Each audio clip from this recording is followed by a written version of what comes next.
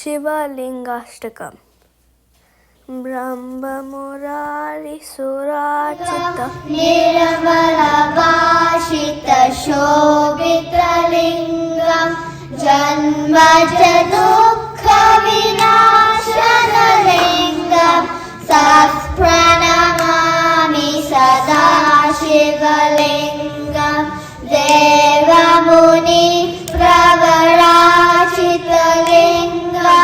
कामदहन करुणाकरलिङ्गं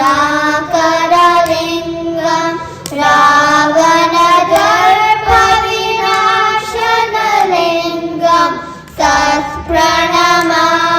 सदा शिवलिङ्गं सर्वसुगन्धसुलेपितलिङ्गं बुद्धिविवर्धनकारणलिङ्गं सिद्धसुरासुरवन्दितलिङ्गं सत्प्रणमामि सदा शिवलिङ्गं कनकमहामणिभूषितलिङ्गं फणिपतिवेशितशोभितलिङ्गं दक्षसुयज्ञविनाशनलिङ्गं तत्प्रणमामि सदा शिवलिङ्गं कुङ्कुमचन्दनलेपितलिङ्गं पङ्कजहार सुशोभितलिङ्गं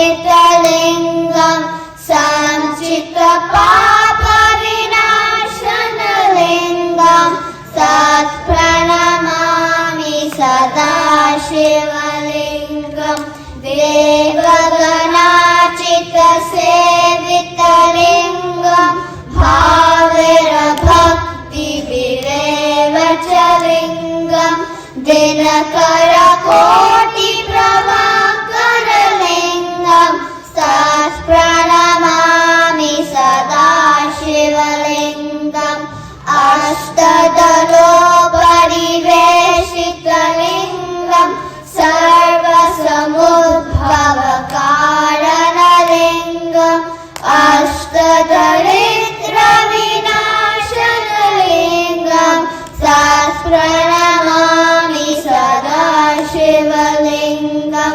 सुरगुरुसुरवरपूजितलिङ्गं सुरवरपुष्पसदाचितलिङ्गं परात्परं परमात्मकलिङ्गं तत्प्रणमामि सदा शिवलिङ्गं लिङ्गाष्टकम् एकदं पुण्य यपद्यते शिवसन्निधौ शिवलोकमवाप्नोति शिवेन सह मोदके.